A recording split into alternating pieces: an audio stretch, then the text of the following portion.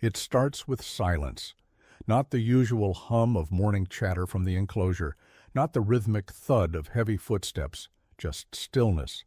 Pembe, the once mighty silverback gorilla, lies curled in the corner of his habitat, motionless, save for the faint rise and fall of his chest. The first rays of sunlight stretch across the sanctuary floor, but he doesn't stir. He used to wake with the light, bang the steel bars playfully, demand his breakfast with a grunt. But not today. Maya notices the change the moment she walks in. She's been his keeper for over 2 decades, raised him from infancy after he was rescued from poachers. She's seen him through broken limbs, dental surgeries, even a short-lived depression when his mate died. But never this. There's a hollowness in his eyes, a slackness in his limbs. She kneels by the gate, whispering his name. Pembe? He doesn't respond. She tries again, softer this time, almost pleading. Slowly, his eyes roll toward her, just barely. Recognition flickers, but it's dim.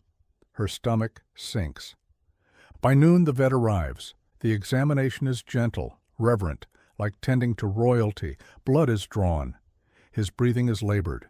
His muscles have atrophied more than they should have in such a short time.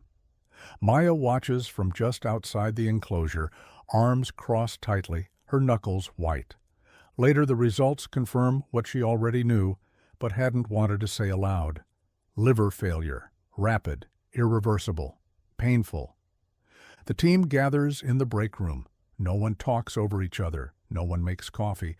There's just the hum of the overhead light and the quiet, weighty decision that now has to be made. The lead vet clears her throat. He's suffering. He hasn't eaten in 2 days. It's time. Maya doesn't speak. She just nods, tears already threatening to fall.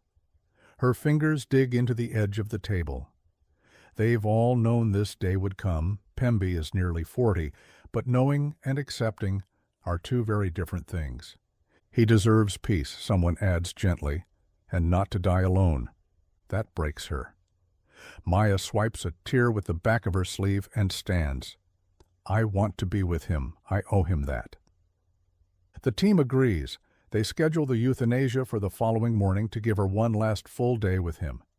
That evening, she returns to Pembe's enclosure alone. The zoo is closed. A breeze sweeps through the open skylights. She sits on the cool concrete floor just beyond the barrier, her hands resting in her lap. You remember when you stole my walkie and climbed to the top of the giraffe barn? She whispers. I didn't think I'd survive raising you. Pembe's breathing slows but steadies in her presence. His eyes remain half open. I'm not ready, she says, her voice cracking.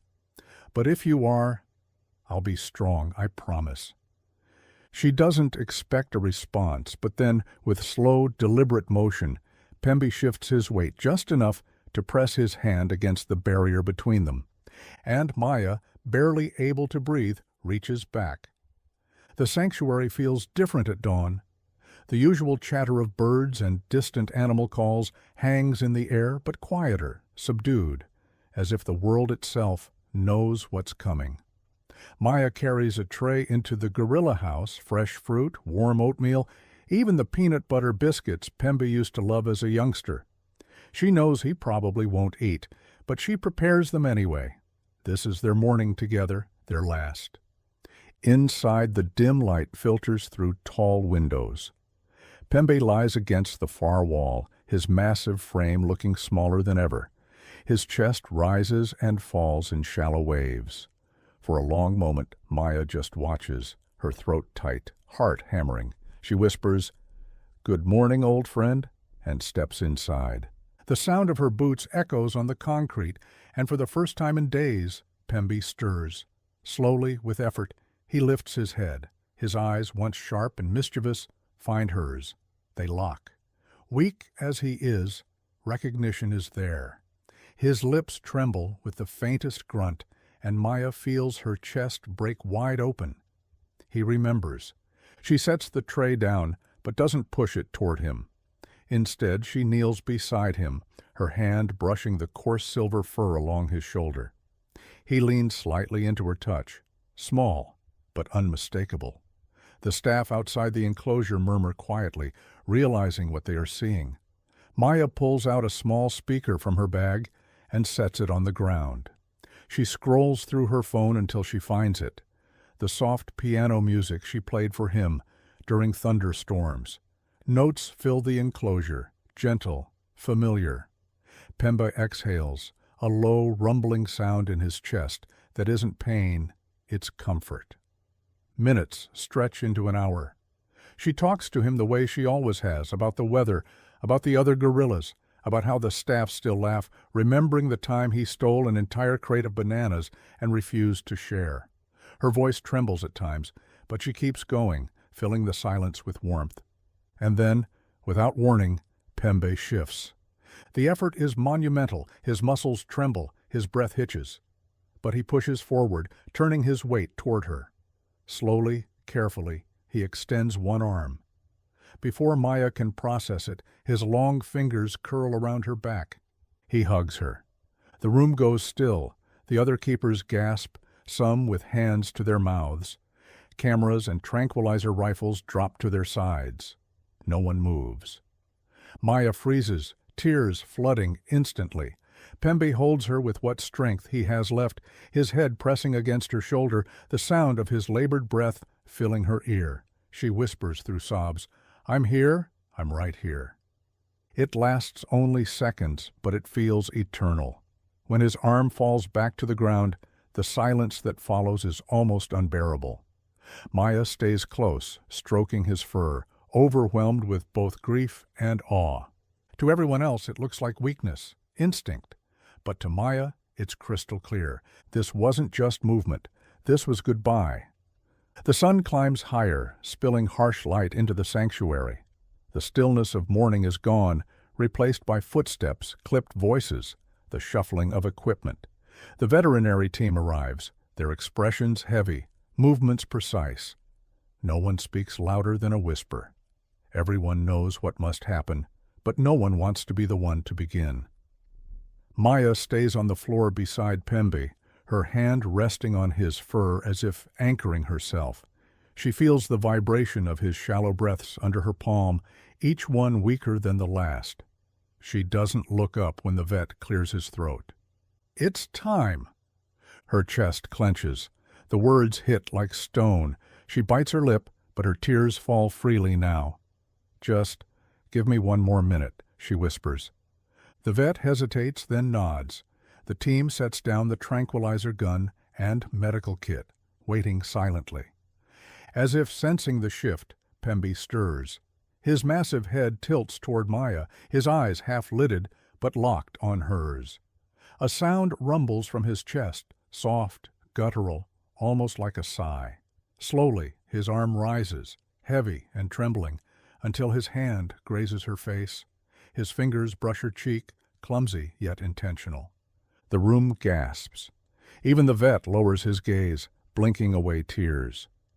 Maya presses her face against his hand, her voice shaking. "I love you, Pembbe. You've been my whole life." Her words hang in the air, fragile and raw. Pembbe blinks slowly, his breath catching. Then, with a low groan, he shifts his weight, lifting his chest from the floor. For the first time in days, he sits up straighter, his back against the wall, his frame towering but fragile. The other gorillas in the adjacent habitat respond instantly. A chorus of soft grunts and calls echoes through the halls. Pembe's gaze shifts toward them. He lets out a long, low call of his own, a sound that rolls through the sanctuary like thunder. It is not anger, it is farewell. The keepers cover their mouths, unable to contain their emotions. The sound is haunting, final. The vet steps forward, voice breaking. We have to proceed. If we wait any longer, he'll suffer more." Maya nods, though her body trembles with every ounce of resistance inside her. She leans close to Pembbe, whispering in his ear, "It's okay, big guy. You can rest now." The tranquilizer is readied. The team moves carefully, reverently, as if performing a sacred ritual. The gun is raised, the dart small but heavy with meaning. Maya stays close, refusing to let go of his hand. She squeezes gently, praying he feels it. The soft thump of the dart landing in his thick shoulder breaks the silence. Pembbe doesn't fight. He doesn't flinch. Instead, he keeps his eyes on Maya, unblinking, unafraid. His breath slow, each one echoing in the quiet. She strokes his fur, whispering over and over, "You're safe. You're loved. Always." And then the giant begins to fade. The dart lands and the seconds stretch like hours. Pembbe blinks slowly, his eyes never leaving Maya's face. His chest rises, falls, then steadies into a rhythm that grows slower with each passing breath. Around them, no one moves. No one dares break the fragile thread of silence binding the room together. Maya keeps whispering to him, her hand stroking his fur. "You're safe. You're loved. I'm here." Her words spill out like a prayer, desperate, endless.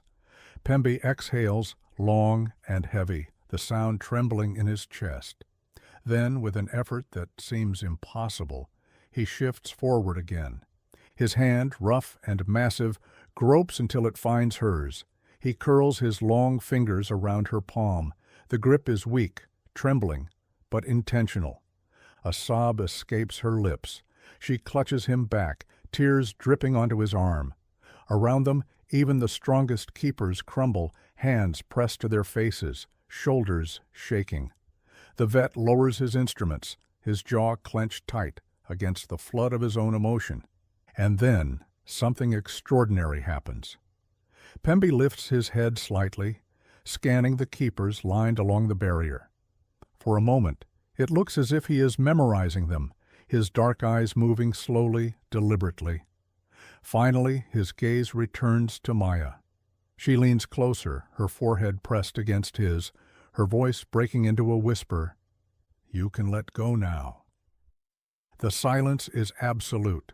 The sanctuary itself seems to hold its breath. Pembe's chest rises once more, then shudders as he exhales. His hand squeezes hers, once, firmly, undeniably, and then relaxes.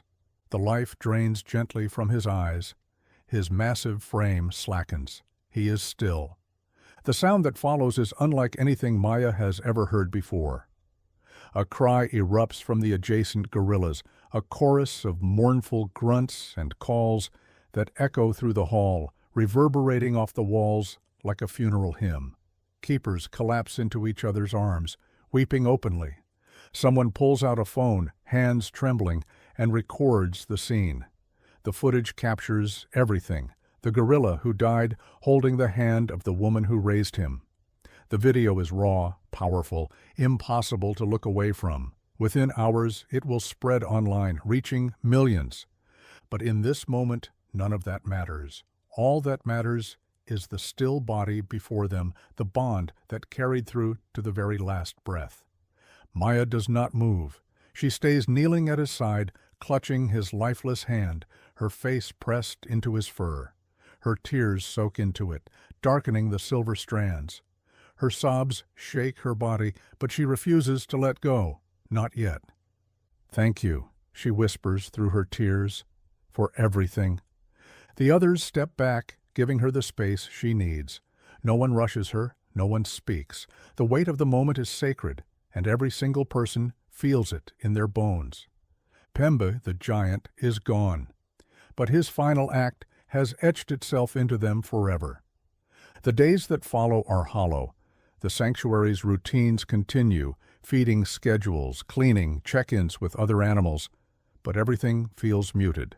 For those who worked with him, each quiet corner whispers his absence. Pembe's enclosure, once alive with movement and sound, is now only shadow and silence. Maya returns daily. She doesn't have to. Her shifts rotate, but she can't stay away. She sits on the same bench outside his habitat, the one she'd occupied countless times over the years, watching him grow from mischievous juvenile into the wise, massive silverback he became. Now the view is empty. On the third day, when the staff begin tidying his space, something unusual is found. In the far corner, beneath the ledge where he often rested, lies a folded blanket. Worn, frayed at the edges, it's the same one he had been given as an infant to comfort him through restless nights. No one had seen him touch it in years. Yet here it is, neatly placed, as though waiting to be discovered. Maya's breath catches when she sees it. Her knees weaken. She kneels, fingers trembling as she lifts it. The faint scent of him still lingers. A hush falls over the room. No one speaks. Because they all feel the same thing. This was deliberate, his final gesture, a gift.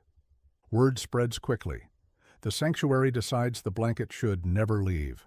They frame it and mount it beside a bronze plaque bearing his name, Pembbe, 1985 to 2025. Forever our teacher. Flowers and drawings soon appear at the base, left by visitors moved by his story. Online, the video of his final embrace has gone viral. Millions watch as the massive gorilla clutches the hand of the woman who raised him, and millions more share messages of grief, awe, and love. Proof animals feel like we do, one comment reads. He didn't just die, he said goodbye. News outlets cover it. Animal behavior experts weigh in. Debates about the depth of gorilla intelligence light up television panels. But beneath the noise of media, the core truth remains untouched.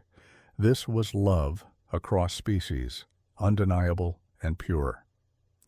Maya avoids the cameras. She doesn't want the spotlight. She only wants to remember him as he was, the playful youngster who once smeared mud across her uniform, the powerful silverback who startled new keepers with his size, but melted at the sound of her voice. She spends her evenings walking the sanctuary paths alone, whispering memories into the quiet air. One evening she stops at the memorial. The setting sun paints the plaque in orange light. She places her hand on the glass frame protecting the blanket and closes her eyes. Her whisper is almost too soft to hear, carried off by the breeze. You were my greatest teacher. The wind shifts through the trees, rustling leaves in a way that makes her pause. For just a heartbeat, she lets herself believe it's him. One last acknowledgement, one last reminder that their bond, though death has claimed his body, will never truly be broken. Pembbe may be gone, but his presence, his gift, and his final embrace will live forever. Pembe's final moments remind us of something profound, that love knows no boundaries, not even between species. His last embrace wasn't just a goodbye to Maya, but a message to all of us. Animals feel, remember, and love as deeply as we do. If this story moved you, let it be a reminder to cherish the bonds you share with animals, with family, with friends, because every moment counts. If Pembe's story touched your heart, please like this video, share it with someone who needs to see it, and subscribe for more true and emotional animal stories that prove the incredible depth of the bonds we share with them. And tell us in the comments, what did Pembe's final gesture mean to you? Because sometimes the most unforgettable lessons come from those who cannot speak, yet say everything through love.